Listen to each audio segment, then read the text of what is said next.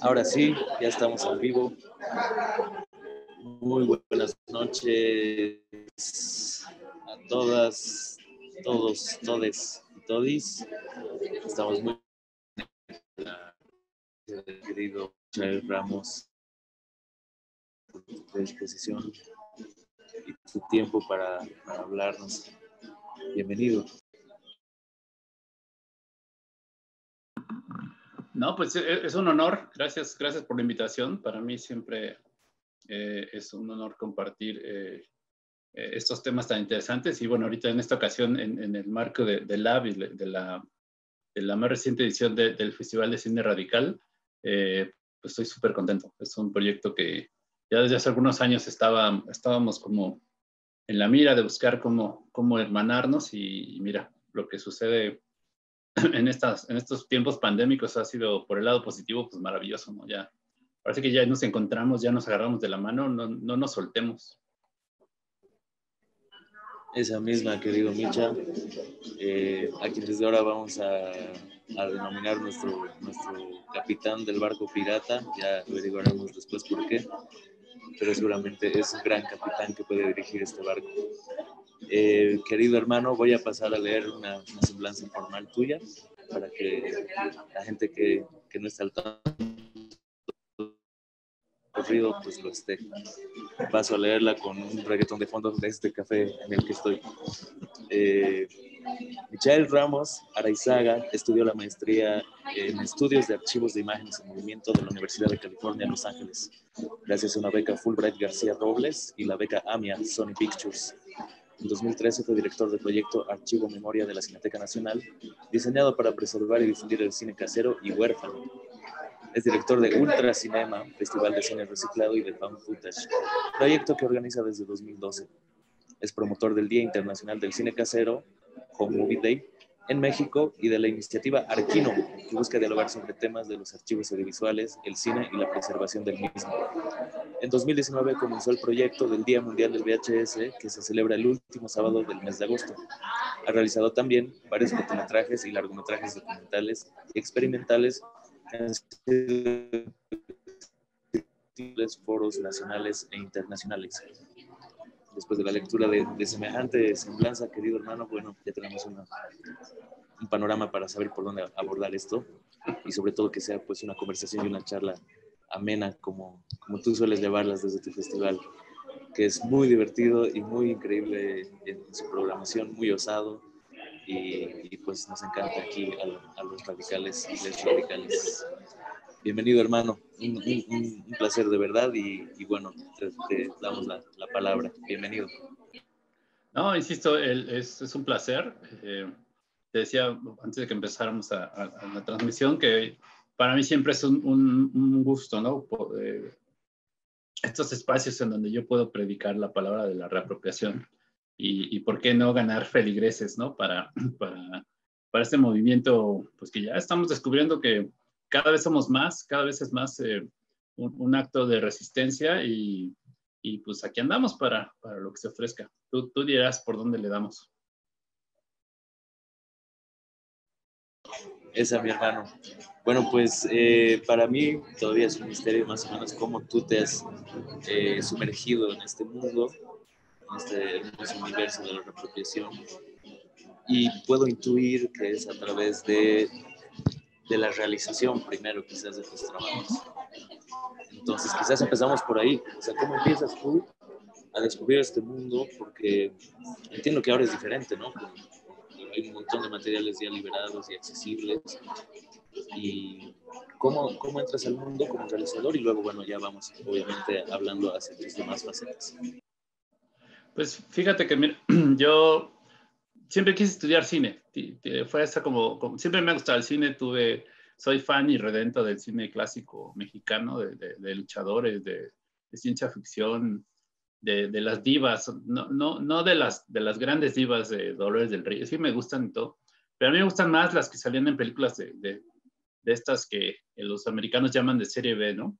Soy fan y redento de Lorena Velázquez y su película Santo contra las mujeres vampiro, de Evangeline Elizondo y los platillos voladores, de Rosita Arenas y El espejo de la bruja, ¿no? Entonces, bueno, tuve la suerte, tuve la fortuna de todavía en mi infancia, en mi adolescencia, de ver un montón de estas películas en cine, en un cine de pueblito, ¿no? En el cine de Tenancingo, Estado de México, una pequeña ciudad a 2 horas de la Ciudad de México, de donde es la familia de mi papá. Y pues ahí no había otra cosa que hacer más que ver películas y pues era permanencia voluntaria, había una época gloriosa donde había 3 cines y bueno, pues yo me la pasaba las tardes brincando de un cine a otro, ¿no? De un cine a otro y bueno, entonces llegó el momento, ¿no? De decidir qué hacer de mi vida y después de haber tenido como ciertas, otros estudios, dije, bueno, voy a meterme a estudiar cine y no lo logré. Intenté estudiar en el CUEC, es una escuela de cine acá. Hay 2 escuelas, el CUEC y el CCC. Bueno, hay más, pero digamos, del gobierno hay 2. Una es de la UNAM, el CUEC, y la otra es del gobierno, pues. Y bueno, intenté entrar al CUEC. Afortunadamente para mí, no me aceptaron. Y más adelante les voy a explicar por qué me siento afortunado de que no me aceptaron. Entonces, bueno, yo decepcionado de la vida, pues no logré entrar a estudiar cine ahí. Dije, ¿qué voy a hacer? ¿No? ¿Qué voy a hacer? Entonces, bueno, terminé estudiando una cosa que se llama etnohistoria, que no es ni historia ni antropología, ¿no? Sino todo lo contrario.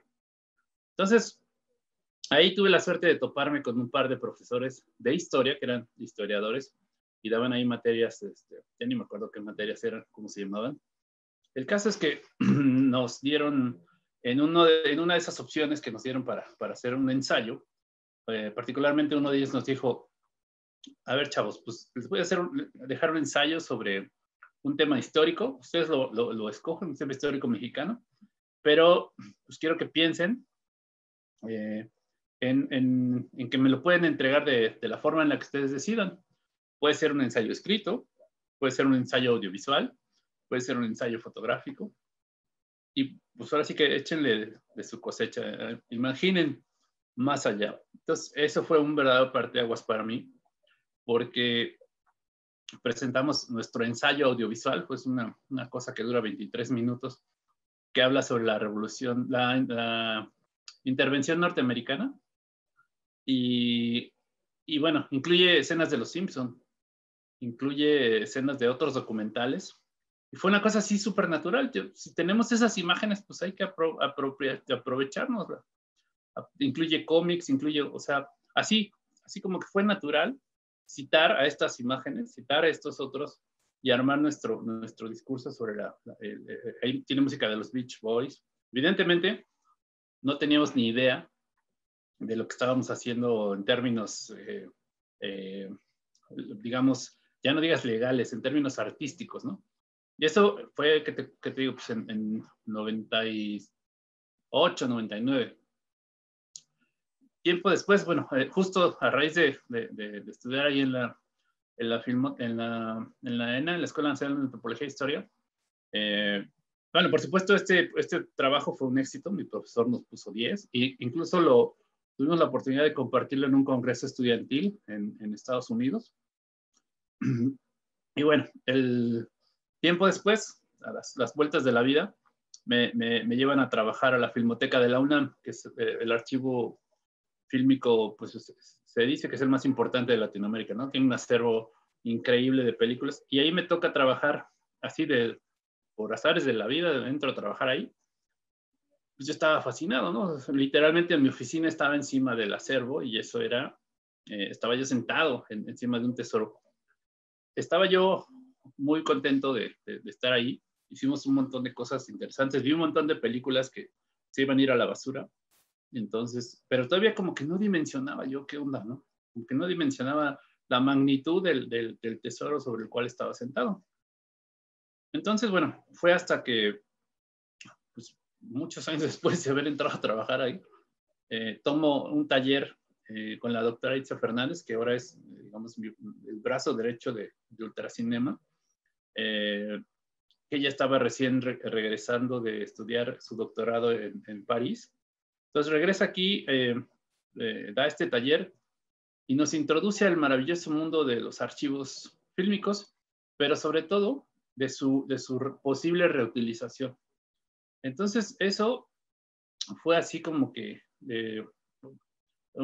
cambió radicalmente en mi vida y ahora sí que por eso la aprecio tanto a mi querida Itzia, porque en ese taller pues conocí a Gustav Deutsch, conocí a Chris Marker, conocí a Peter Del Pot, conocí a Godard, ese periodo más contemporáneo de donde ya rompe todas las reglas, ¿no? Siempre ha sido radical en sus propuestas cinematográficas, Godard.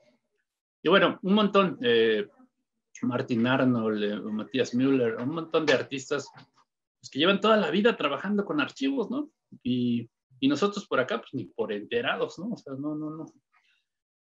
Y pues ahora sí que eso, te digo, me cambió la vida porque yo dije, pues estoy trabajando en un acervo, tenemos que ver la forma de que todo ese material, en lugar de que se vaya a la basura, se reutilice. Pues, ¿por qué? Porque hay un mundo de posibilidades allá afuera para hacer estas cosas maravillosas, ¿no? Y bueno, pues siempre te encuentras con gente que no está tan convencida de que eso sea posible, de que eso sea legalmente posible incluso. Y bueno, ahí pues fue muy complejo ese asunto, casi no se tocó porque no era factible en esa época. Y yo dije, bueno, pues si no, como archivo no vamos a generar el cambio, pues lo voy a empezar a hacer yo, porque yo sí tengo esa inquietud de hacer películas, sí tengo esa inquietud de contar mis historias, que es un poco lo que nos mueve, ¿no? A todos los que estamos cercanos a los medios.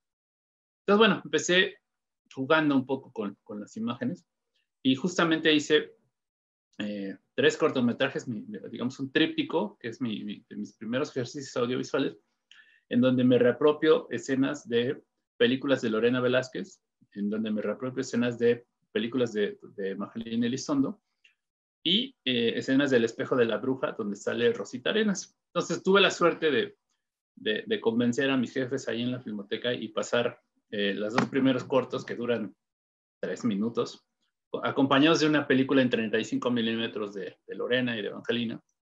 Y eso fue maravilloso, o sea, conocer a estas señoras y poderles hacer un homenaje, no sabes, bueno. Ya con Rosita Arenas no tuve suerte, porque no la encontramos. Pero bueno, ese corto se llama Rosita el Espejo. Pues ahora digamos que es el tercero, yo ya me sentía como más maduro en mi carrera cinematográfica, después de habérselo presentado a estas mujeres. Seguro no lo pescaron, pero bueno, no me importa, yo lo hacía como homenaje para ellas. Entonces este corto dije, sí, ya vale la pena. Entonces lo empiezo a mandar a festivales, ya sabes, cuando te entra, sobre todo al principio, pues te entra la emoción y empiezas a compartirlo. Y lo mando a un festival, que ya no existe, bueno, existe, se llama distinto, antes era un festival que se llama Expresión en Corto, y lo seleccionan, ¿no? Yo, feliz, o sea, yo ya sentía que era de ahí al Oscar, ¿no? O sea, seleccionado en el Festival de Expresión en Corto, que era pues de los más longevos y más prestigiados festivales de cortometrajes. Y bueno, hasta me mandé a hacer mi playera, ¿no? Con un fotograma de la peli, y ahí voy para Guanajuato, bien contento. Y bueno, solo para descubrir que mi corto lo mandé a una categoría experimental, ¿no? Lo mando a una categoría experimental y pues llego y ya me lo cambiaron de categoría, ¿no? Me lo cambian a la categoría México.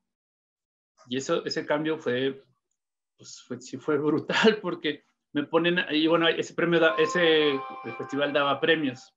Entonces me ponen a competir pues, con documentales y ficciones del CUEC y del CCC, de estas escuelas de cine, ¿no? Que además de que nada que ver temáticamente, pues esas producciones sí costaron dinero, sí son otra, o están en otro canal. El mío me costó poquísimo dinero que me costó rentar el DVD, porque ni siquiera los programas para editar y para ripearlo los tenía, eran piratas, ¿no? O sea, no me costó nada, ¿no? Mi corto. Pero bueno, entonces ya digamos, ok, no pasa nada, con que lo pasen, yo feliz. Y ahí voy. Y resulta que lo pasan 2 veces. Ese festival tiene 2 sedes en el mismo estado de Guanajuato. Una en San Miguel de Allende y la otra en Bolivia. Estoy en Bolivia virtualmente. En Guanajuato, en la capital. Y en las 2 lo pasan mal. ¿no? Las dos lo pasan mal, en las dos ponen el sonido de otra cosa, empieza mal, no sé, mal. Entonces, pues yo, triste y decepcionado de la vida, pues ya me regreso a mi casa, así como, pues es que no, ¿cómo es posible que no tengan ese cuidado, no? Dura 2 minutos y lo pasan mal. Y bueno, poco tiempo después, eso fue en el 2009, poco tiempo después, conozco al director de otro festival de cortos y muchos festivales tienen sus categorías documental, ficción, animación y experimental, ¿no? Como que agregan ese experimental, pues porque sienten que tienen que tenerlo. No siempre les interesa, ¿no? Y con esta conversación que tuve con este amigo, en sus programas era así como un poco de todo, ¿no? Era un programa que tenía una ficción, un documental, una animación y por ahí colaba algo experimental. Pero para mí eso es un poco confuso porque pues no terminas por apreciar nada, ¿no? Como que estás como en una onda de ficción y de repente, pum, vale, te ponen un documental y de repente de la nada te sacan algo experimental, como que no terminas como espectador, siento yo, de sentirte a gusto. Y le pregunto, oye, ¿por qué no haces un programa de puras cosas experimentales, ¿no? Así como que tú ya vas predispuesto a que vas a ver cosas diferentes. No, es que pues, si hago ese programa de cine experimental, pues nadie va a ir, ¿no? O sea, nadie lo va a ir a ver, ¿no? ¿Para qué quieres? No. Y yo dije, pero, o sea, me pareció una manera de pensar muy absurda. Pues porque es lo que nos hace falta, un espacio para ver cine experimental y poder entenderlo, ¿no? Para poderlo apreciar. Entonces dije al demonio, vamos a hacer un festival y vamos a pasar puras cosas experimentales. En ese momento lo experimental para mí significaba la reapropiación, películas hechas con materiales que no necesariamente filmé yo, grabé yo. Entonces, pues vamos a hacer nuestro propio festival y le vamos a dar pantalla a todo este tipo de propuestas que nadie se toma en serio, que nadie exhibe como debe de ser, y pues porque hace falta, ¿no? Si no lo hacen ellos, vamos a hacerlo nosotros. Y así en el 2012 surgen las jornadas de reapropiación, gracias como pues la verdad es que estas cosas, digo, seguimos aprendiendo, ¿no? Este año nos sirvió para aprender cómo carambas hacer una edición virtual de un festival. Es la primera vez que nos enfrentamos a eso. Entonces, en ese tiempo, pues no teníamos ni idea de cómo se hacía y lo que hicimos fue pedir un espacio en el programa de otro festival que se llama Shorts México. Entonces hicieron como una selección, bueno, un espacio especial en su programación, también un poquito pues para aprovechar el envión publicitario de este festival. Y así sucedieron las dos primeras ediciones de las jornadas de reapropiación, que así se llamaba Ultracinema en esas épocas. Y la verdad es que fue una experiencia muy interesante porque nos dimos cuenta que sí hay gente, ¿no? Entonces, lanzamos nuestra convocatoria independiente de Shorts, lanzamos nuestra convocatoria y recibimos trabajos. Bueno, el primer año sí fue así por invitación y por conseguir videos. Hicimos una selección de cortos españoles y pues fue, oye, pues fíjate que vamos a empezar este festival, mándanos tu corto, no seas así, y nos querían cobrar, unos nos querían cobrar, otros no, y bueno. Total que se armó, otras cosas que de plano me bajé de internet, me parecieron tan interesantes, estaban libres en internet, dije, yo los voy a programar y ya, luego vemos. Entonces, ya para el 2013, ya nos sentimos como con más confianza y decidimos hacer la primera edición, digamos, ya en solitario. Y bueno, poco a poco el festival fue creciendo. Después de ser exclusivamente dedicado a reapropiación, entendimos que, bueno, tenemos que abrir las puertas a pues algo más, ¿no? Algo más, a más cosas que hay por ahí en el camino de la reapropiación, del cine experimental, perdón. Entonces abrimos categoría experimental. El siguiente año instauramos una categoría que se llama Fiebre de Archivo, que está dedicada para documentales cuyo personaje principal, por decirlo de alguna manera, es el archivo, es el material, o que están narrados no son esos documentales en donde tú ves hablando a un fulanito, ay, la Revolución Mexicana, y ves escenas de la Revolución. No, ese tipo de documentales no nos interesan. Y así pues, hemos ido creciendo, afortunadamente. Llegó un momento en el que el festival, pues digamos que rebasó esta limitante que nosotros le habíamos puesto, ¿no? De llamarse reapropiación. Ya necesitábamos cambiar. Y también, por otro lado, durante los 5 primeros años el festival se hizo en la Ciudad de México. Pero bueno, la Ciudad de México es un monstruo horripilante donde suceden un montón de cosas al mismo tiempo. Y además, bueno, o sea, lo que nos decidió también a salirnos de ahí, bueno, en parte eso, ¿no? En parte de que todo sucede. Nos dimos cuenta que también en el resto del país pues hay gente creativa. O sea, te digo, de la primera edición de las jornadas sí fue por invitación, prácticamente. Pero nuestra convocatoria fue creciendo. El segundo año recibimos 25 trabajos, el siguiente 50 y así, ¿no? Y ahora, bueno, nos desborda la cantidad de trabajos y pues cada vez hay más trabajos mexicanos. Eso es muy alentador. Entonces, te digo, dijimos en el 2017, nos propusimos sacar a Ultracinema de la Ciudad de México. Bueno, a las jornadas le cambiamos el nombre.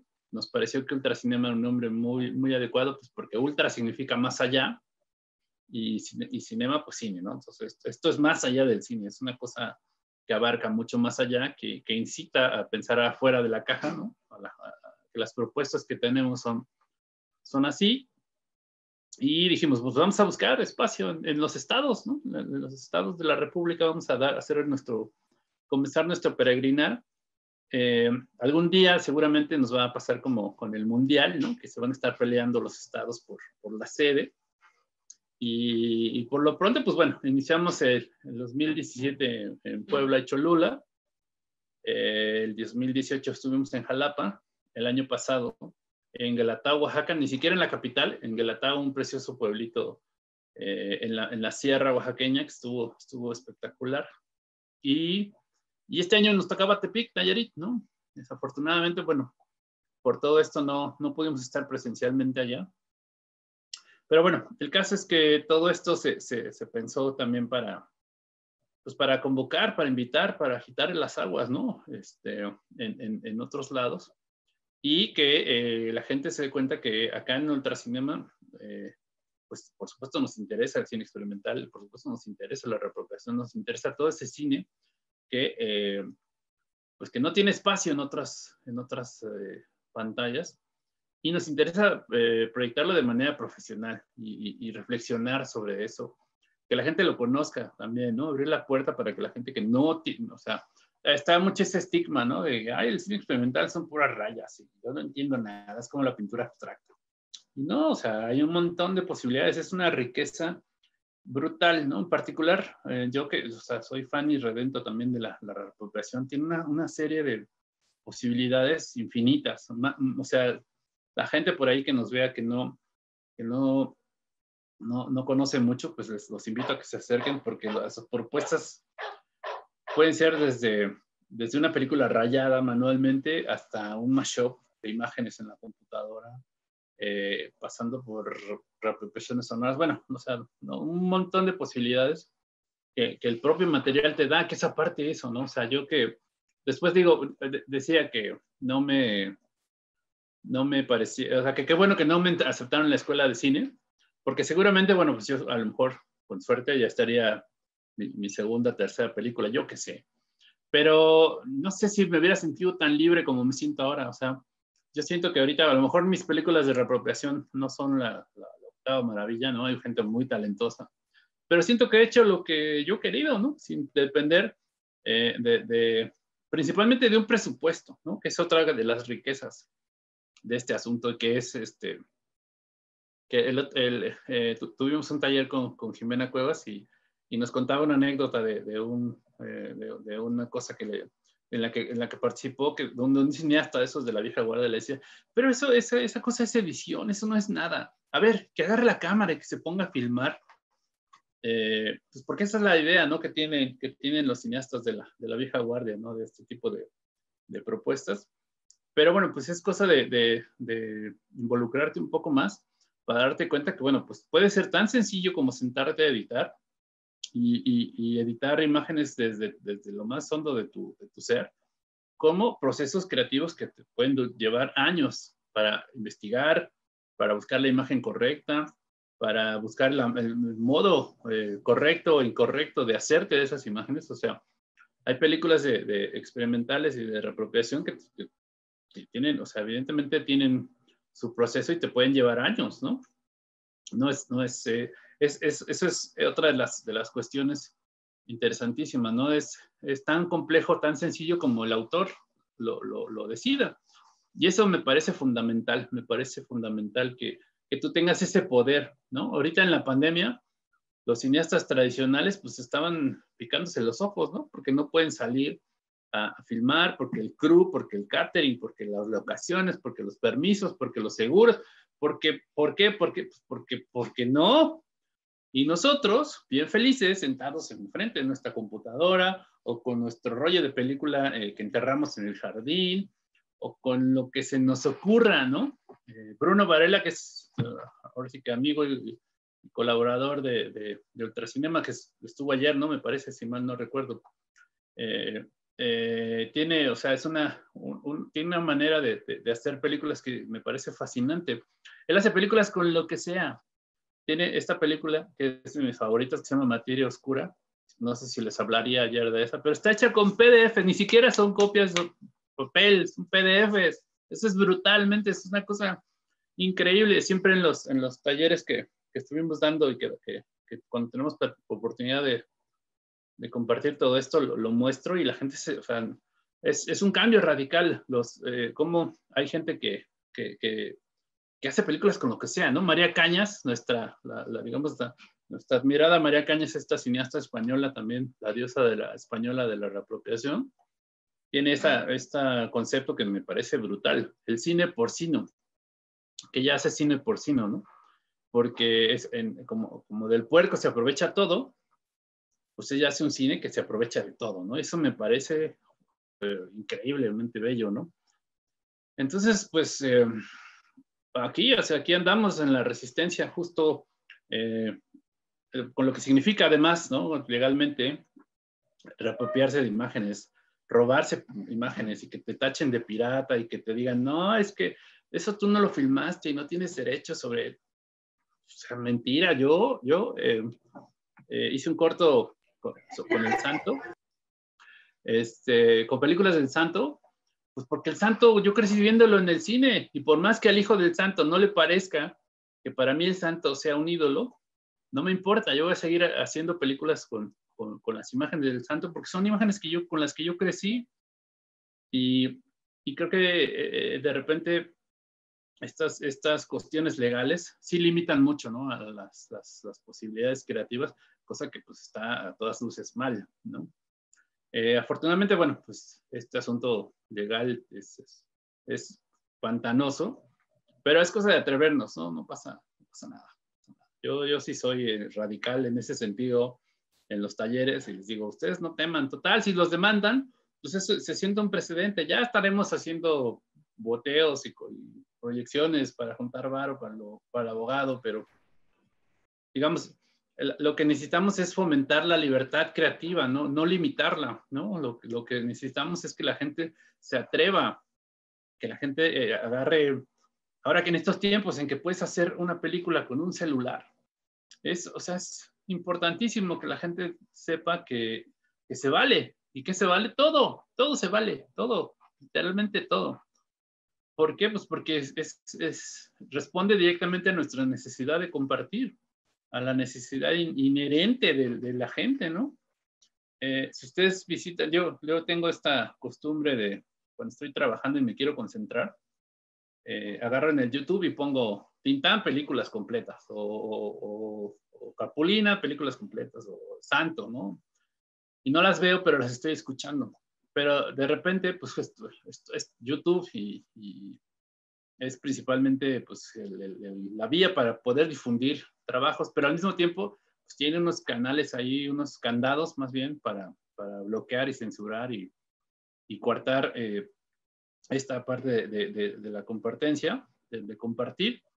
pero pues la gente les da la vuelta. O sea, descubres películas que originalmente duran 1 hora y media, pero el video que subieron dura 2 horas y media, porque o repiten escenas o le pegan al final otro cacho de la película y o sea, he visto ejercicios que ya son mucho más digamos, ya no te permiten ver la película como tal, que de plano hacen como un zoom a las tomas y les ponen un entramado. Digo, a mí me funcionan pues porque yo las escucho, ¿no? Pero si la gente las quiere ver, pues, o sea, un montón de estrategias que la gente está utilizando para darle vuelta a esos candados y entre más candados haya, más van a encontrar, ¿no? La forma de seguir compartiendo películas. Pues porque casi ¿para qué inventan eso, no? O sea, ¿para qué inventan el YouTube si no nos van a dejar subir cosas a YouTube?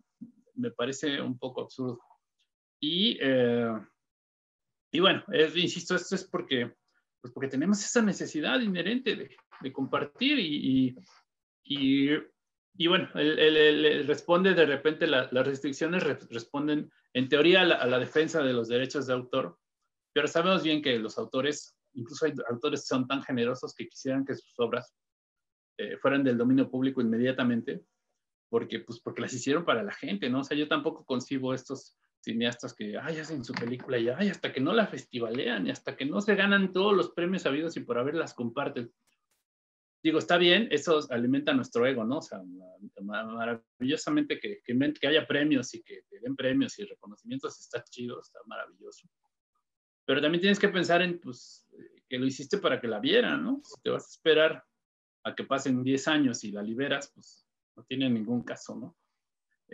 No sé, yo no lo veo. Yo anhelo, aspiro algún día de las cosas que yo haga, me pase como le pasó a Oliver Hirschbiegel y su película La Caída, seguramente, pero todos recuerdan ese meme famoso de Hitler se entera. Hitler hace coraje de todo. O sea, es la película, no sé si la más famosa del mundo, pero pues, a raíz de ese meme, ya la gente ubica esa película. Y lograr eso, pues estaría fantástico, ¿no? O sea, estar en boca de todos, aunque sea para hacer que Hitler se entere por un montón de cosas que no tenían nada que ver, me parece fundamental y maravilloso si sucediera. Pero bueno, ya hablé un montón, no sé si ya no te dejé preguntarme nada. Todo bien, más bien está todo súper divertido. Gracias, Micha.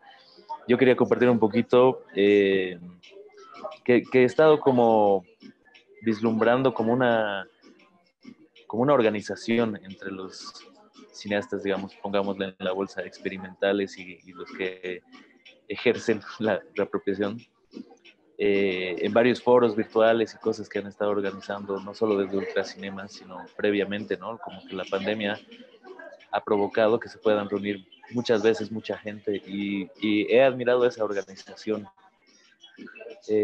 ¿Cómo ves tú esto? O sea, es evidente que hay una oleada, digamos, de artistas emergentes y que es genial que cuenten con Ultracinema como una ventana de exhibición fabulosa y maravillosa, pero ¿hasta dónde este trabajo, ¿no? De organización? Porque siento que igual en cada país de nuestra región hay esta oleada de artistas emergentes que están animándose a la reapropiación de archivo y reapropiación de imágenes ajenas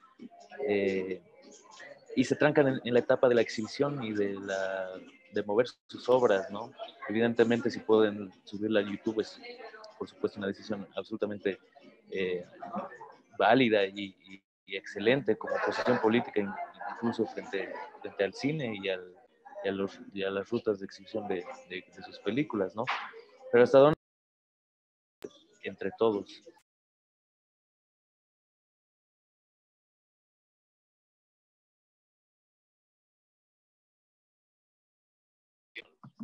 Ahí está oleada de archivo.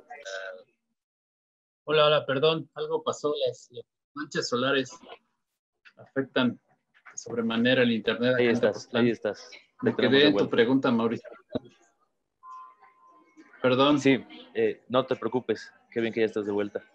Preguntaba un poco esto, ¿no? La censura del internet. alguien ya vio que estabas hablando mucha cosa radical y decidió bajarte la señal. Y dijo, no, de nuevo, el rey pirata, no, por Dios, bájenlo. Te decía, querido Micha, que estaba, o sea, me parece admirable un poco la organización que están teniendo allá en México, ¿no? Cineastas e involucrados. Y como te digo, aquí también hay una oleada de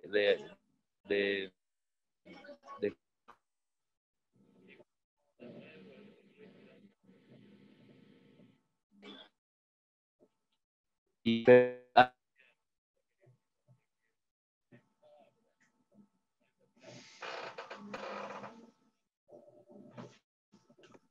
Se está cortando, creo. Es él, ¿verdad? Ahora sí es él. Sí. Pensé que era solo yo. Sí. Ah, bueno, menos mal que ya no fui yo. Ah. Bueno, ahorita que regrese Mauricio, ¿alguien se acuerda qué me estaba preguntando? ¿Qué me preguntó cuando me fui?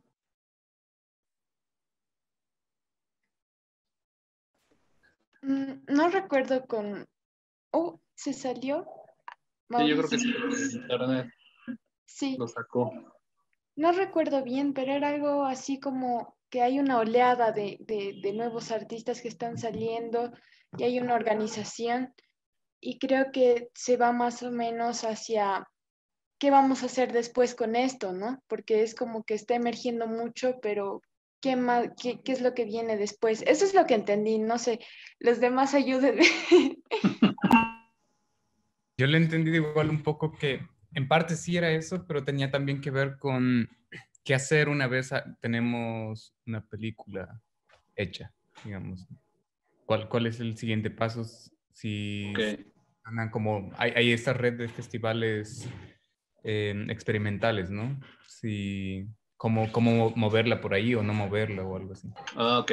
Ah, ya regresó, Mauricio. Estábamos tratando de dilucidar tu pregunta.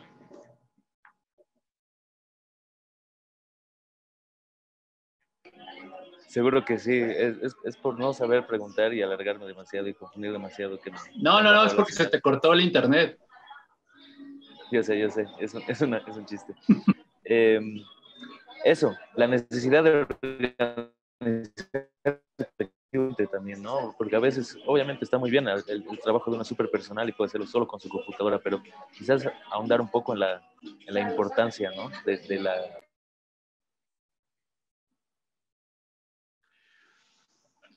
Pues sí, digo, justo cuando empezamos que el proyecto de Ultracinema creció y que nos dimos cuenta que había pues muchos más que los 10 primeros compas que invitamos a la curaduría mexicana de las primeras jornadas de reapropiación, pues muy pronto nos dimos cuenta que, bueno, habría que mover eso también, ¿no? Habría que buscar espacio para exhibir y para que se conozca el cine experimental mexicano, que es el que nos preocupa principalmente, pero también, bueno, el resto del programa, ¿no? Porque, bueno, siendo pues un cine, sí, de nicho, en el momento en el que no es tan conocido, no es tan popular y tiene tantos estigmas, de inmediato, a partir del 2017 empezamos a generar de hecho, la movilización, digamos, la itinerancia, surge de una colaboración con Irais Fernández, una amiga. Bueno, en ese momento simplemente ella nos escribió, oye, pues aquí en Puebla tenemos espacio para hacer cosas, ¿por qué no hacemos algo? Entonces empezamos pensando en una sucursal de las jornadas, ¿no? Como Jornadas de Reapropiación Puebla, hicimos un par de eventos, me invitaron a dar un taller y era como pues, hacer una especie de tour por algunos estados, conectarnos con gente, pero que las jornadas se mantuvieran en la Ciudad de México, ¿no? Y hacer como una versión local, un poquito más chiquita, porque te digo, las películas normalmente se pasan en Ultracinema, bueno, en el festival, y después, pues ya, ¿no? Si no las viste, pues es más complejo verlas. Entonces era como pues darle un poco más espacio, ¿no? En otros lugares. Y todo esto derivó en que, bueno, al final decidimos más bien no solo hacer una versión en Puebla, sino hacer la versión del festival en Puebla. Y Entonces de ahí dijimos, sí, hay que generar una especie de tour que cambia cada año. O sea, este año ha sido el que menos veces hemos podido compartir la selección de películas mexicanas del año anterior, porque, bueno, ya sabemos por qué.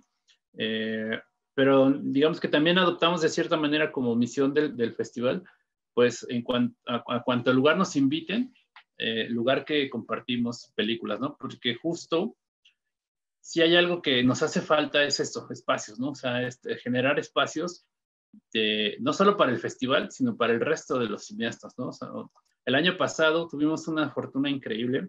La selección mexicana de cine experimental de trabajos que estuvieron en el 2018 en Jalapa, hicimos una selección con una compilación que dura hora y media, y esa compilación estuvo en alrededor de 10 o 12 festivales internacionales. Fue a parar hasta Etiopía, hasta Addis Abeba, Etiopía, en el Festival de Videoarte que hacen por allá. Estuvo en San Diego, estuvo en Barcelona, estuvo en Madrid, estuvo en Ecuador, estuvo en Valparaíso, estuvo en un montón de lugares. Y eso fue así porque, te digo, tenemos como esta, y bueno, en México estuvo también, en muchos estados, en varios estados, porque también no solo es la necesidad de generar un espacio como Ultracinema, que este año duró 10 días, bueno, mañana acaba, ha durado 10 días esta edición, sino también a lo largo del año buscar poder compartir, encontrarle pantallas, encontrarle espacios al cine experimental mexicano y demás, pues porque es lo que nos hace falta generar público, nos hace falta que más gente vaya y diga, ay, eso no me gusta, eso, o bueno, eso está interesante, y como que eso, de poquito en poquito, irá cambiando la forma en la que se percibe esto, que al menos acá en México, pues es muy complejo encontrar apoyos tanto para la exhibición como para la producción, ¿no? O sea, todos los apoyos de producción, se supone que a partir de esta administración, estas cosas han cambiado y en cierto modo lo han hecho porque ya, por ejemplo, el cine experimental ya lo considera una comunidad. Nos hemos estado participando en encuentros de cine comunitario como una comunidad, no necesariamente indígena, local, nativa o yo qué sé, sino como una comunidad que hace cine experimental, punto, ¿no? Eso me parece muy valioso, pero al mismo tiempo los apoyos para generar películas experimentales, que evidentemente no son los 15 millones de pesos que piden las películas de ficción, son mucho menores, todavía no llegan, ¿no? Todavía no llegamos a ese punto. Pero, te digo, nuestra labor sí fue como, bueno, ok, hacemos Ultracinema, hacemos un proyecto de exhibición profesional y de compartición de películas, pero pues hay que buscarle también otros caminos, ¿no? Entonces, para un cineasta mexicano que hace una película experimental, aspiramos a que piense que lo primero el primer espacio que va a encontrar es Ultracinema. Y ese espacio es, o sea, digamos, si tiene la suficiente calidad, nosotros igual lo vamos a compartir en otros espacios, ¿no? Entonces hay colegas que afortunadamente pues han podido, y me lo dicen, ¿no? No es que me lo atribuya yo, que gracias a ellos pues han podido estar en otros lugares, ¿no? Donde no se imaginarían poder estar. Y pues por supuesto nosotros lo hacemos con ese ánimo, ¿no? El único ánimo de compartirlo, de generar estos espacios, estos intercambios, que también nos enriquezcan, ¿no? Entonces, si la pregunta iba por ahí de cómo estamos tratando ese tema, ¿qué necesitan hacer los cineastas experimentales que hacen este tipo de películas? Bueno, pues afortunadamente cada vez hay más espacios en el mundo. En México simplemente ya este año salió otro, hay otro que lleva como 5 o 6 años. Hay como opciones de festivales experimentales, pero bueno, nosotros aspiramos a tejer una red de intercambio como lo hemos hecho desde hace algunos años. Este año compartimos programación con Muta y de Perú, y con Mientras Tanto Cine de Uruguay. El año próximo ya estamos apalabrados, les vamos a mandar películas mexicanas y vamos a exhibir aquí películas bolivianas. Entonces, estas redes, y no solo eso, ¿no? Hay más planes, hay planes de seguir dialogando, de seguirnos reuniendo, de seguir trabajando en conjunto para conocernos en principio, ¿no? O sea, ahorita sí puedo decir que ya tenemos conocidos, insisto, en Chile con Procesos de Error, en Brasil con Dobra y con la muestra Stangroscope, en Lima, en Perú con los colegas de Muta, Ecuador con Cámara Lúcida, en Uruguay con Mientras Tanto Cine, ahora, el Festival Cine Radical de Bolivia, y así, ¿no? Nos vamos a ir sumando pues, para generar intercambios, para generar apertura. No sé si iba por ahí la cosa de tu pregunta. Sí, todo bien, buenísimo el panorama. Ahora sí que vamos a abrir un poco a las preguntas de las chicas del Lab, así que cualquiera que tenga pregunta, comentario, bienvenido pues.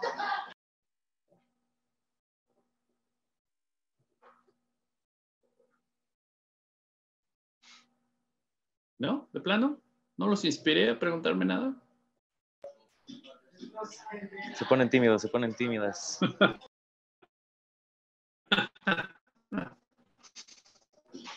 Aprovechemos que aquí tenemos a Micha. Creo que de hecho estaba empezando alguna pregunta Froilán, si no estoy mal, cuando estaba entrando. Por ahí podemos continuar por ahí.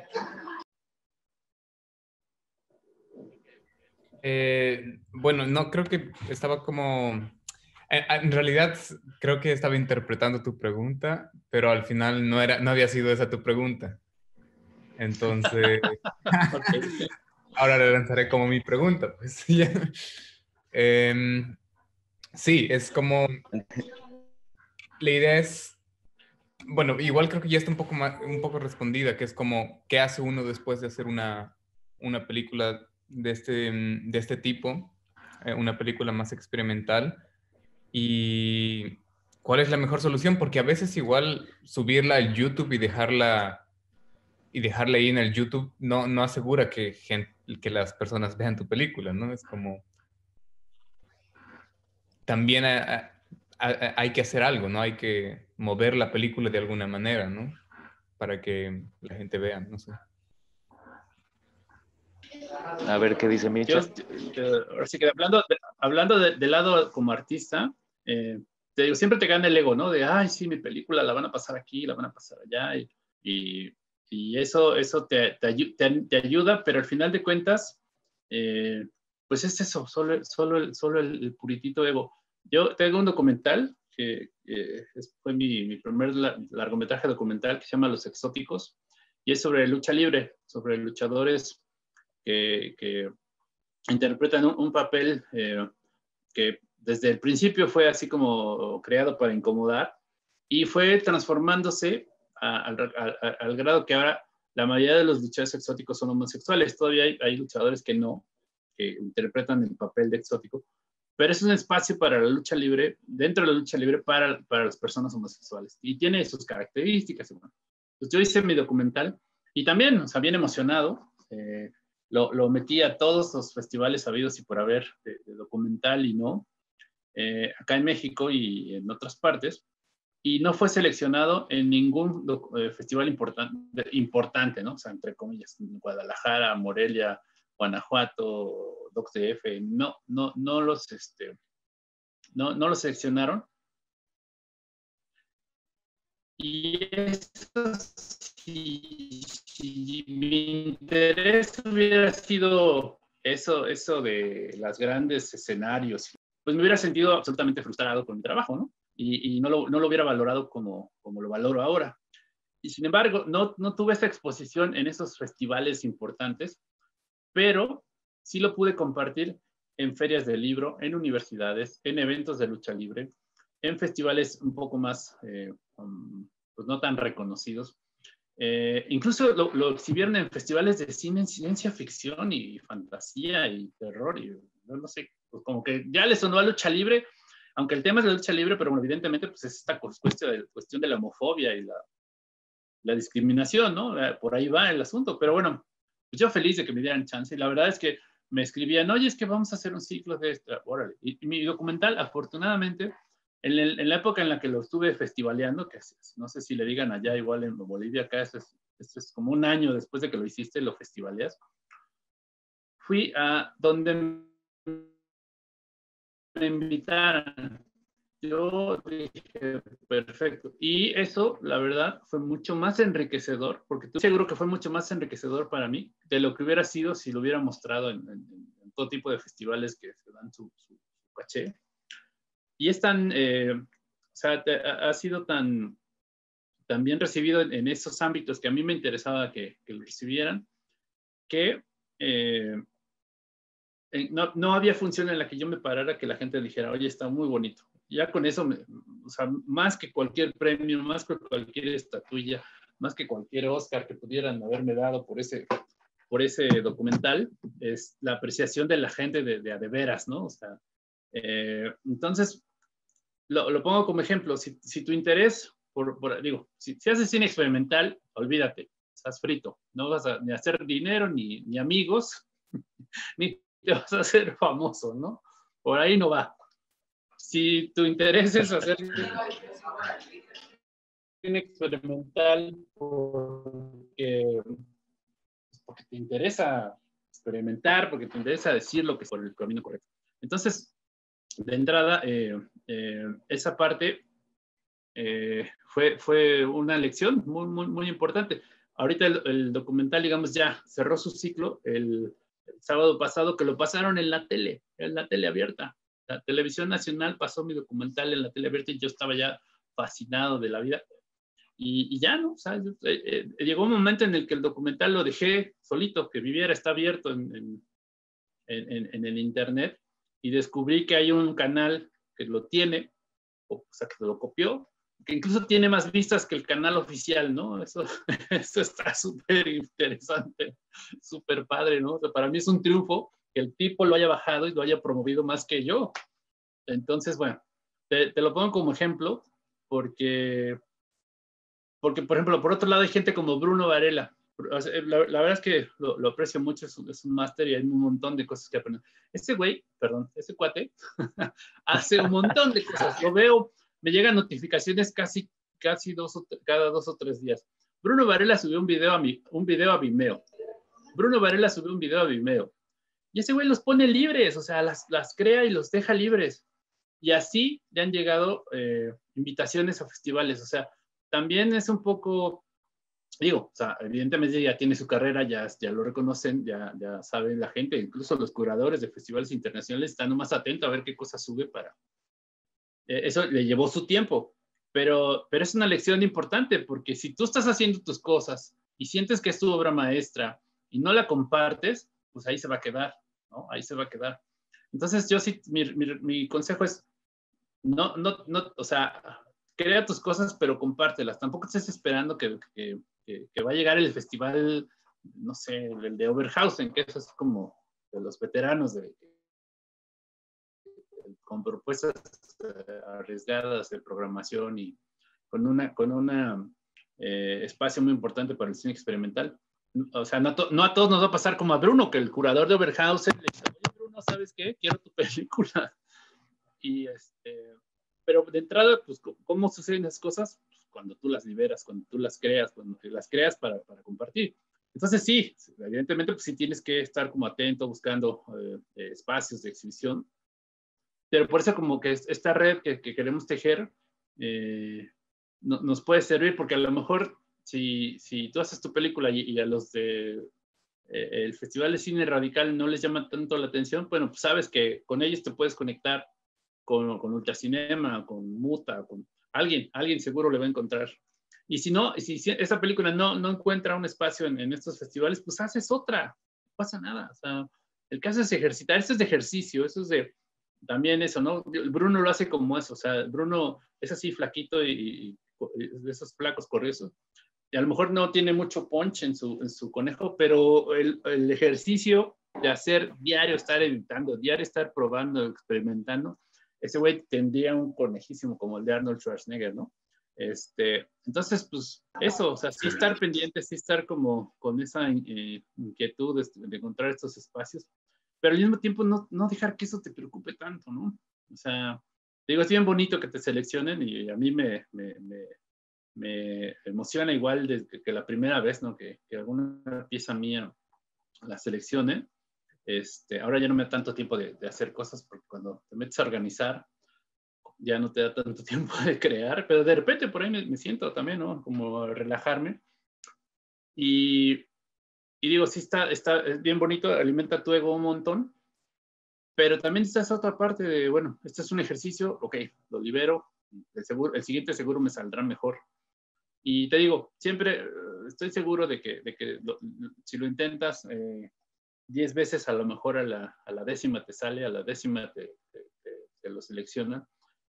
Pero bueno, tú tienes que estar como activo y pensando en que la siguiente va a estar mejor. Y eso creo que sería mi consejo para ti.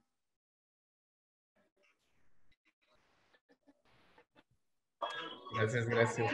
Gracias, Micha, y gracias, Freud, por la pregunta. Yo tengo una preguntita, tal vez a nivel de organización, ¿no? Del festival, pero también como ensayista, en cierto sentido, como director, ¿no? Este tema de la crítica sobre trabajos que son de carácter experimental, ¿no? No sé cómo es que tú lo ves, porque una cosa es, yo presento mi proyecto, mi obra, y alguien escribe una crítica o alguien, no sé, pues da un comentario, ¿no? Y otra cosa es cuando yo soy el curador del festival y pues yo soy el que está emitiendo los comentarios o el que estoy tal vez direccionando el ojo del espectador, ¿no? Porque por último se trata de una curaduría y este tema experimental es complejo, ¿no? O sea, uno necesita mucho conocimiento para saber y entender, porque a mí me pasa, ¿no? Yo le muestro algunas cosas a mi hermana y me dice, no entiendo, y se va, ¿no? Y es un poco lo que le pasa a un 80% de la gente que no está interesada o que no le entiende o que no tiene el ojo.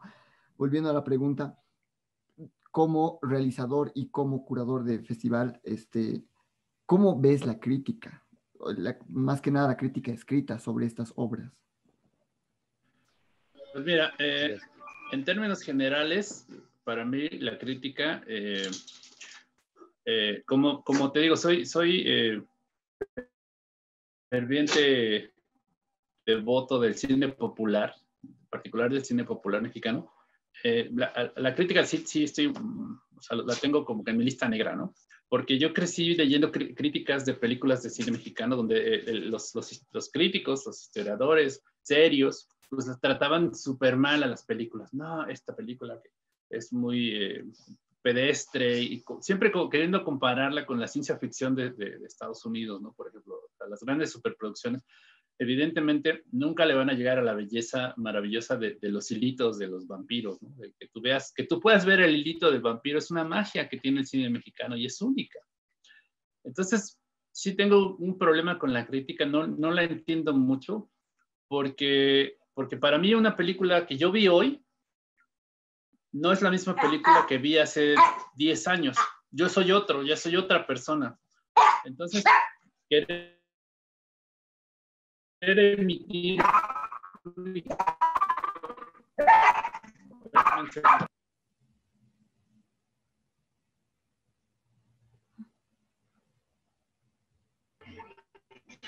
Sí, yo hice entrar a mi gatito hace Se rato. nos fue Michael detrás de sus perritos. Lo esperamos un ratito, ya le ha pasado antes y lo he visto en vivo y va a volver pronto. Perdón, Tiene como pero es 8 que vivo perros o algo así. con mi manada. Debe ser difícil Estaban aquí lidiar con tranquilos. ellos. Estaban aquí No pasa nada. tranquilos mis enanos y se ponen locos y bueno, no me van a dejar en paz. Perdón. Entonces te decía, para mí una película es muy personal, ¿no? O sea, a mí las películas de luchadores me subliman y no necesariamente significa que le tengan que sublimar al resto del mundo, ¿no? Entonces, como que de repente los críticos, al parecer ya hay una nueva forma de hacer crítica. La verdad estoy completamente desencanchado de los nuevos críticos, de los críticos de cine jóvenes, pero la vieja guardia que sí fue la que yo leí, y te digo, estoy hablando ahorita en términos generales de la crítica de cine, ¿no? Ahorita entro en esta particularidad de la crítica de cine experimental.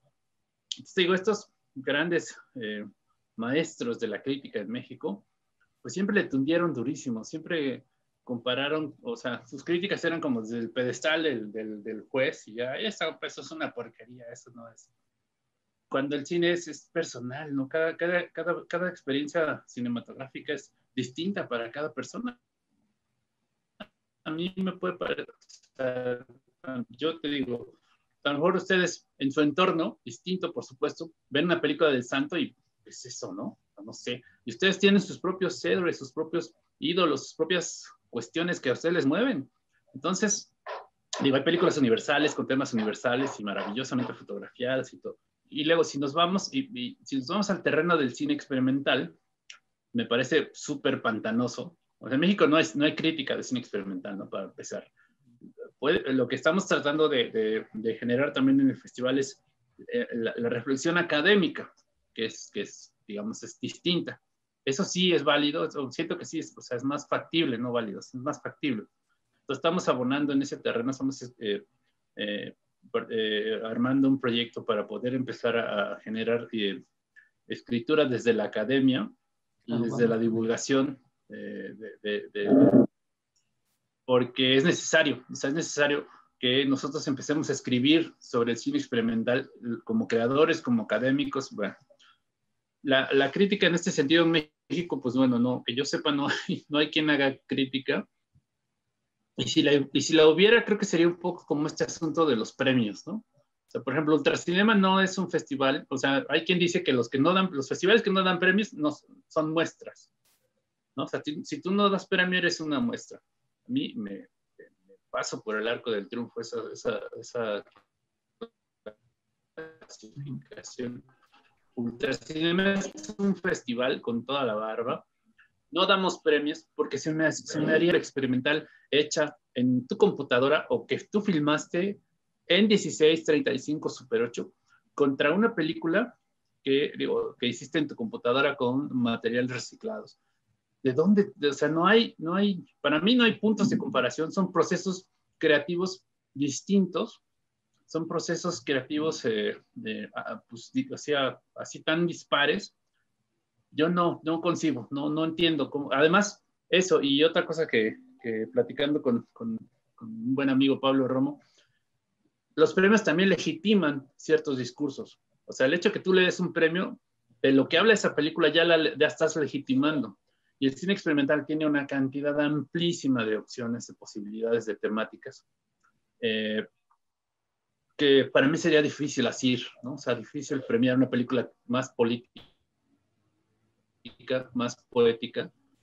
A mí las que me divierten son los mashups, la reapropiación más a nivel del piso. Hay cosas muy elevadas, muy sesudas, muy inteligentes. El videoensayo, apenas, tengo que confesar, lo estoy digiriendo porque tuvimos 3 talleres de videoensayo y la masterclass de ayer fue sobre videoensayo.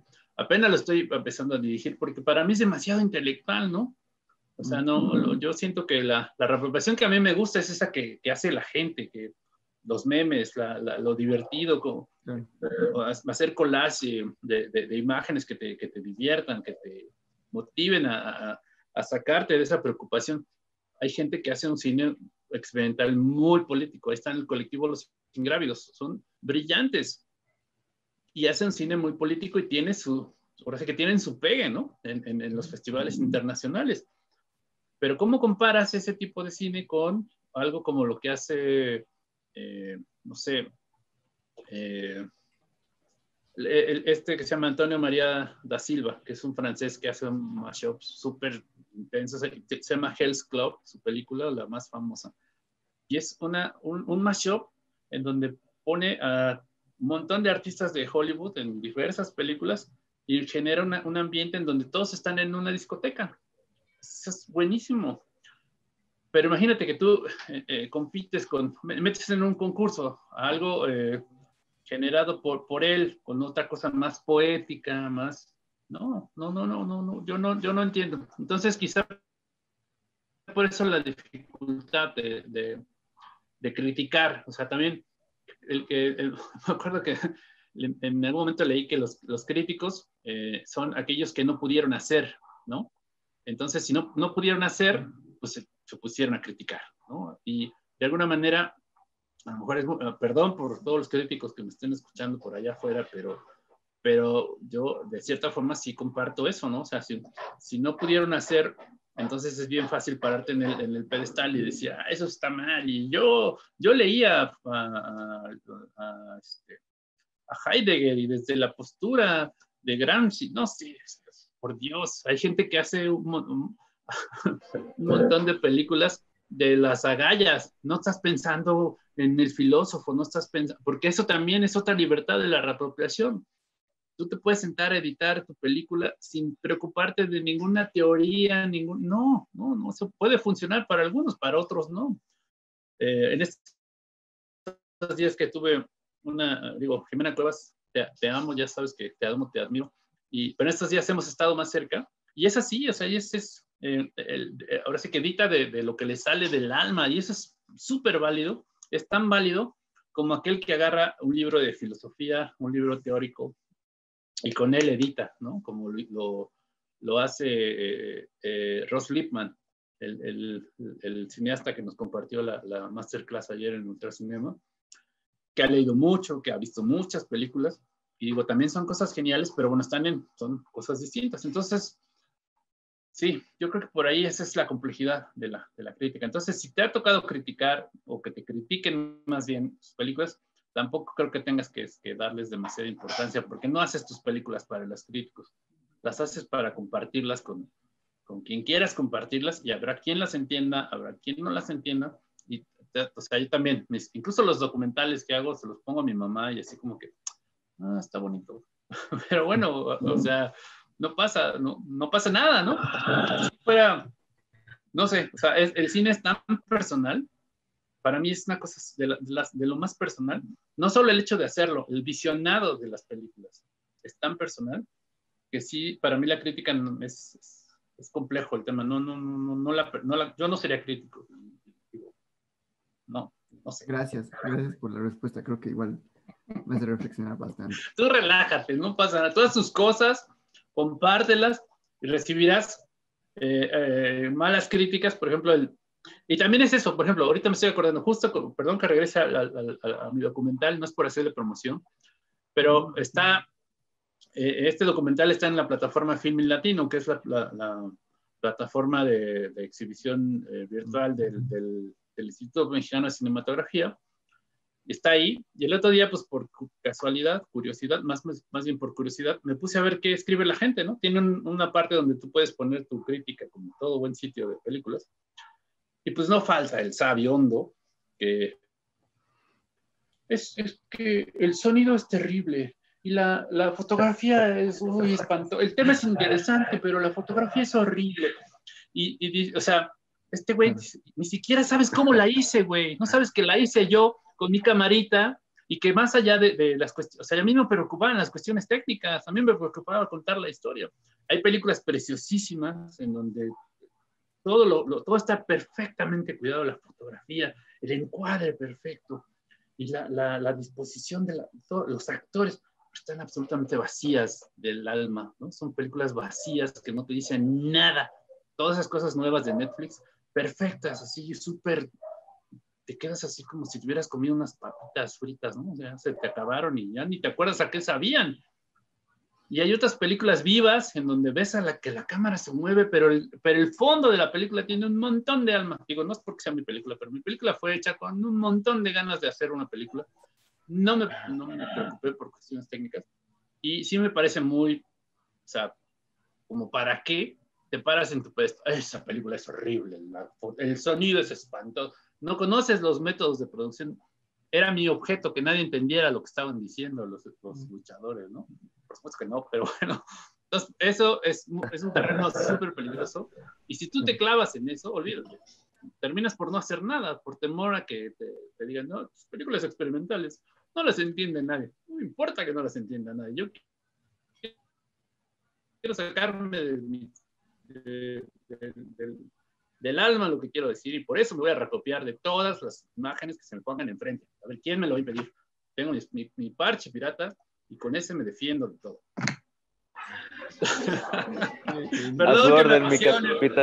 Perdón que me apasione, pero la verdad es que esto así que si ya saben cómo soy, ¿para qué me invitan? No, está buenísimo, muchas gracias.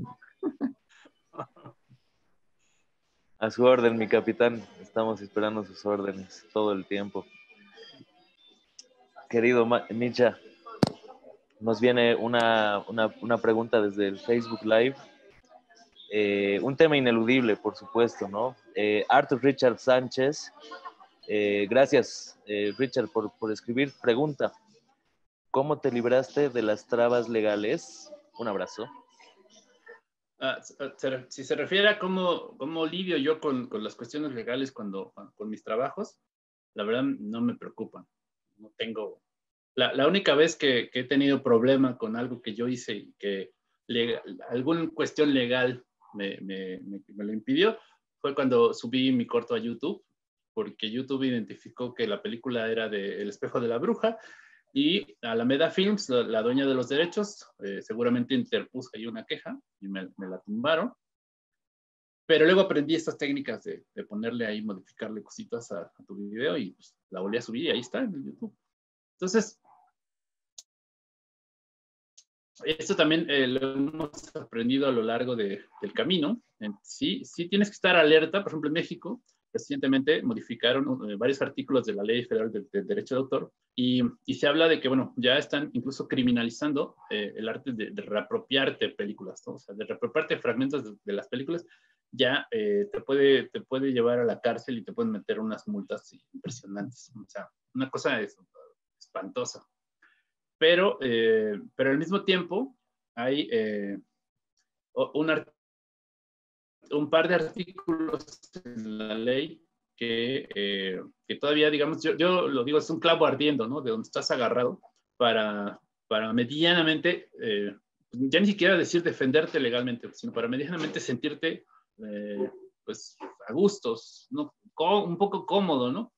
Pero en realidad, pues hay un montón o sea, esto va a suceder siempre. La gente va a seguir creando sin preocuparse. A mí yo la verdad es que no, lo más que llego a hacer y lo que recomiendo que la gente haga es que le ponga a su creación una leyenda que apela a este artículo que es el 148 de la Ley Federal del Derecho de Autor, que diga, bueno, esta obra fue creada bajo este artículo. Y citas ahí el párrafo, toda la cuestión medio legal, que al final de cuentas pues, puede ser que te defienda, puede ser que no. Este asunto de las leyes siempre las hacen como para que se presten a un montón de interpretaciones.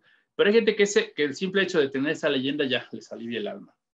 Porque estoy seguro que muchas de esas restricciones legales las hacen pues, para refrenarnos de hacerlo, ¿no? Para refrenarnos esta creación se revierta. Por eso los gobiernos cada vez son más autoritarios y cada vez recortan más la cultura, pues porque no quieren que pensemos, no quieren que nos volteemos. O sea, muchos gobiernos dicen, no, está prohibido, en México, con esta ley lo que quieren es que nadie haga memes de los políticos. O sea, el trasfondo de todo esto es que nadie se burle de los políticos. Va a resultar peor. Entonces, te digo, en términos generales, yo no me he preocupado por eso. Y cuando me acuerdo, lo que hago es poner esta pequeña leyenda. No la tengo a la mano, pero bueno, si me buscan ahí en el Facebook, después se las puedo compartir. Evidentemente, cada país tiene su particularidad. En México aspiramos algún día a tener una cosa como el Fair Use gringo, que no es tampoco una ley, es simplemente una parte en el Copyright Act, que es como una especie de código de cómo debe ser este asunto del copyright. Es un apartado que permite a la gente reutilizar estas imágenes y sonidos con fines de investigación, crítica, sátira. Entonces es una figura completa que sí de alguna manera puede pues, darte más tranquilidad, que no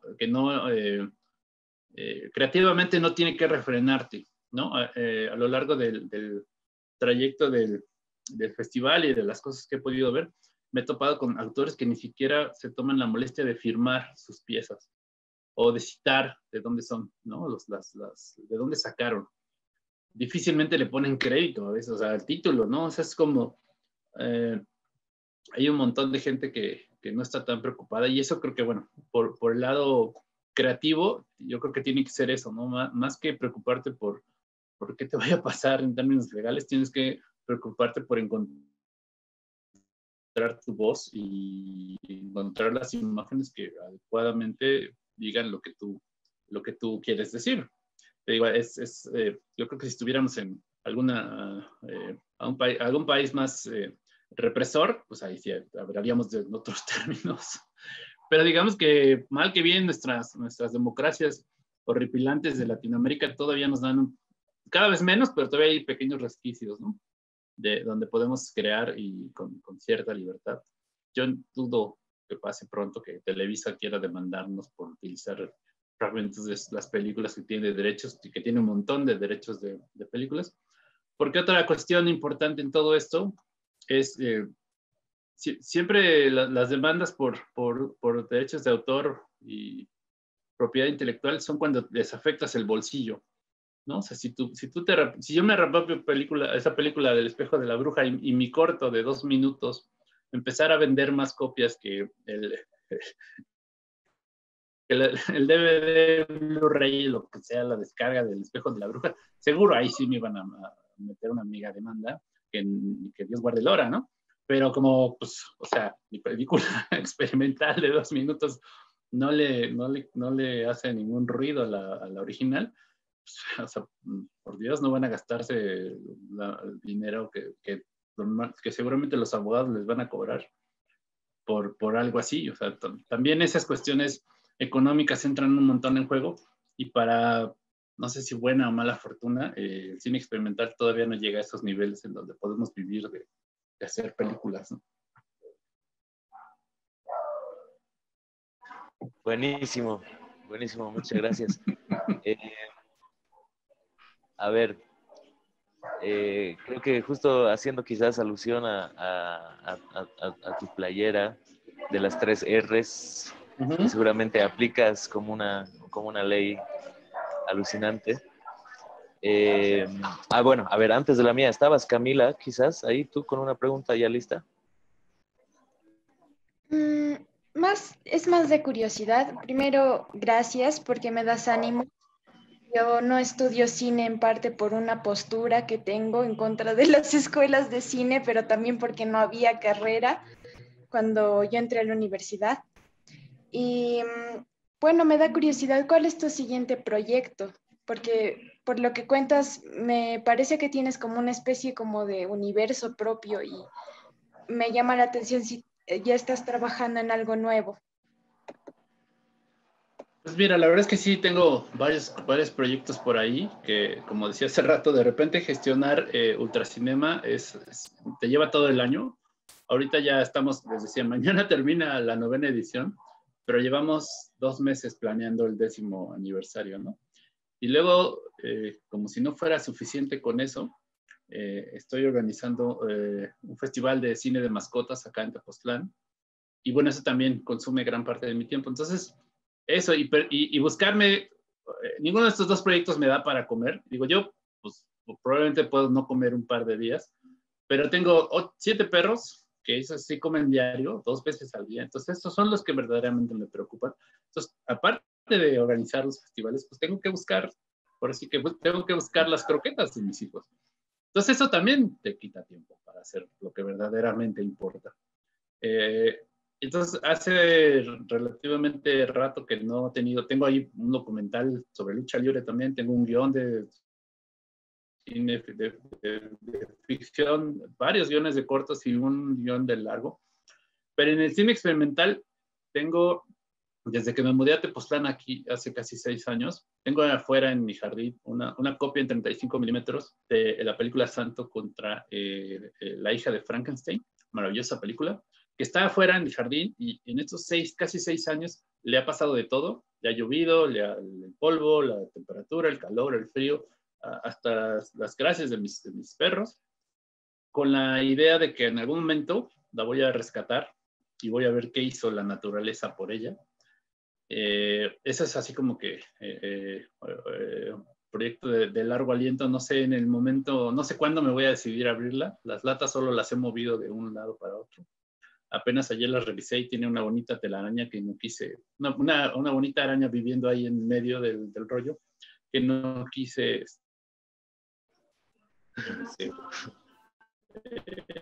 sacar de su hábitat porque se me hizo una crueldad. Entonces, en un momento voy a decir, bueno, hoy tengo 5 minutos, me voy a dedicar a ver qué pasa. Pues porque quiero que la naturaleza actúe sobre esa película y ver qué maravillas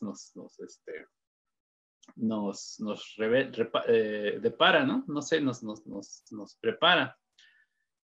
Y bueno, lo que sí he hecho, eso sí ha estado interesante, es a través de Ultracinema hemos generado ya un par de películas colaborativas de reapropiación. La primera, y que a mí me animan a hacer un corto, ¿no? También, la primera se llama Manifiesto México, es una película que hicimos en el 2013, igual convocando a colegas, pidiéndoles sus cortitos, algunos se fueron hechos ex profeso, otros fueron hechos antes y se incluyeron, y así, ¿no? Como que cada quien como decidió colaborar. Entonces, esa película Manifiesto México es una compilación de 14, 17 cortos, ahorita se me escapa la cifra, de diferentes colegas mexicanos o avecindados en México, que el hilo conductor era México, ¿no? A ver, ¿qué piensas de México en imágenes evidentemente reapropiadas? Entonces, ese fue en el 2013 y este año estrenamos, después de como 3 años de gestionarlo, de invitar y desinvitar gente, otra película colaborativa que se llama Mexican Erótica, en donde igual invitamos a colegas y amigos a que se reapropiaran de películas porno, de películas eróticas, para generar esta cosa extraña y bizarra que apenas ayer pasamos en Ultracinema a las 11:45 de la noche. Y es igual, pues cada quien, ahora sí que hay de todo en esa película como en Botica. Invitamos a diversos artistas, hombres, mujeres y no binarios y cis, trans y demás. Entonces, y bueno, el resultado fue muy, muy interesante, tiene un montón de lecturas, es muy rico, muchas visiones, y a mí de alguna manera me esforzó, o sea, yo, perdón, pero me incluyo en cada compilación. Entonces tengo un corto en Manifiesto México, tengo otro corto aquí en Mexican Erótica, y así, ¿no? A raíz de los talleres, empezamos como jugando a hacer una versión cortita de Simón del Desierto, que era como un ejercicio que yo les dejaba a los participantes. Y ya tenemos algunos, entonces probablemente el siguiente largometraje de compilación, de reapropiación que hagamos sea una versión de Simón del Desierto. Entonces, pues por ahí va un poco, te digo, sí me gustaría poder sentarme, tener un poco más de tiempo insisto, para dedicarme a lo que más me gusta, bueno, lo que más importa en la vida, pero bueno, pero por ahí va un poco, Camila. Gracias por tu pregunta. Buenísimo, muchas gracias. Yo quería preguntarte, siempre postean todo con un hashtag bastante hermoso que es hashtag nada es original. Contanos un poco de eso para hacer. Bueno, en realidad ese también nos lo pirateamos, ¿no? De otros lados. Hay un libro, creo que no recuerdo el autor, donde habla justo de eso, ¿no? Hay varios autores. Jim Jarmusch tiene una frase muy bonita donde habla de eso, de cómo uno tiene que agarrar inspiración de donde sea, ¿no? De los árboles, de otras películas, de los libros, de los puentes, de los semáforos, ¿no? O sea, tú inspírate de lo que sea, róbate las imágenes de donde sea. Y esa frase la cierra diciendo que al final, no, o sea, nada es original, lo original no existe, pero lo auténtico sí. O sea, entre más tu robo sea más auténtico, será más valioso, ¿no? O sea, si tú te robas verdaderamente lo que te habla directo a tu alma, tus trabajos serán mucho más interesantes, importantes, al menos para ti, que es el primer punto de partida. Y luego cierra ese párrafo de Jim Jarmusch citando a Jean-Luc Godard y dice que pues en realidad no importa de dónde tomas las cosas, lo que importa es hacia dónde las llevas. Y eso es una casi ley de vida, ¿no? Que hemos adoptado. Nosotros, te digo, el festival está creado sobre las bases del bien común, la compartición, la compartencia, como aprendimos que le dicen así en Oaxaca, y esta, digamos, esta apertura, ¿no? A todo tipo de expresión y el fomento de esto, ¿no? Entonces, y es cierto, ¿no? O sea, hay otro documentalista también muy interesante que se llama Kirby Ferguson, que tiene una serie que se llama Everything is a Remix. Es una serie de capítulos de este documental en donde nos explica porque pues en realidad nada es original, todo surgió de algo, ¿no? Para llegar a las computadoras, bueno, pues hubo un antecedente que inspiró el desarrollo de las computadoras tal y como las conocemos, de los programas, de la música. O sea, en realidad evolucionamos hasta este punto de la cultura de este planeta, basados siempre en algo más, ¿no? O sea, no llegamos por, o sea, aquel que diga, ay, es que tengo una idea original, solo se está engañando, porque esa idea original de él estuvo inspirada de aquí, de allá y de por allá. O sea, una cosa es lo original y otra cosa es lo auténtico. Entonces, sí, es como nuestra bandera, ¿no? También un poco para romper esta cuestión pues de que lo que estás haciendo es único. Sí puede ser que sea único, pero no necesariamente tiene ese valor intrínseco que de repente al cine tradicional sí se le da, ¿no? Como que, ay, es una obra maestra, ¿no? Y es cine de autor, y bueno, la noción de autor también la ponemos en entredicho, no sé, o sea, tiene ahí varias cuestiones, pero la principal es esa, ¿no? Llegamos aquí gracias a la colaboración de mucha gente y en el momento en que entiendas tú que eso, te darás cuenta que, bueno, pues en realidad eso de ser original o no ya no es tan interesante ni tan importante. Genial, querido Micha. Creo que ha sido una decisión súper acertada de parte del festival, de parte del Lab, el cerrar contigo esta serie de clases maestras, que más allá del nombre, obviamente se trata de una compartencia. Yo me voy a apropiar ahora de ese término, me encantó, de esta compartencia de saberes y experiencias. Y contigo, y gracias, Micha, por contagiarnos el entusiasmo, por contagiarnos quizás el relajarnos también, ¿no? Con esto y divertirnos, sí. que no prima lo legal, que no prima esta reverencia a las imágenes de otros, perderle el miedo, ¿no? A ciertas imágenes, a ciertas construcciones hechas por otros. Y gracias por darnos risa y contagiarnos el entusiasmo de precisamente quizás soñar incluso con unas películas colaborativas, pues, transcontinentales. Sería una maravilla. No, sí, de hecho, tendremos que empezar a pensarlo, ¿no? Hacer alguna estrategia para generar un proyecto de esa magnitud, estaría fantástico. Y te digo, mi abuelita, bueno, hay un dicho muy mexicano que decía mucho mi abuelita, más vale pedir perdón que pedir permiso. Entonces, ustedes no pidan permiso. Ya, si algo pasa, pues ya piden perdón. Ay, perdón, me reapropié tus imágenes, discúlpame. Ya, no pasa nada. O sea, la cosa es que no se repriman. Esa misma. Gracias por cerrar con tan buena onda, querido Micha, y pues seguimos en contacto y te agradecemos todo tu aporte genial. Muchísimas gracias, y a los chiques del Lab también. Con esto cerramos las clases maestras. Ya mañana tenemos el cierre del taller, así que nos despedimos con la mejor onda y que tengas un hermoso sábado, querido Micha. Seguimos en contacto. Buen cierre del festival. Larga vida Ultracinema. Larga vida a tu cine. Gracias, muchas gracias. Los invitamos mañana. Tenemos un montón de eventos en Ultracinema. Yo sé que están también en lo suyo, pero pues una pantalla en uno y otra pantalla en otro.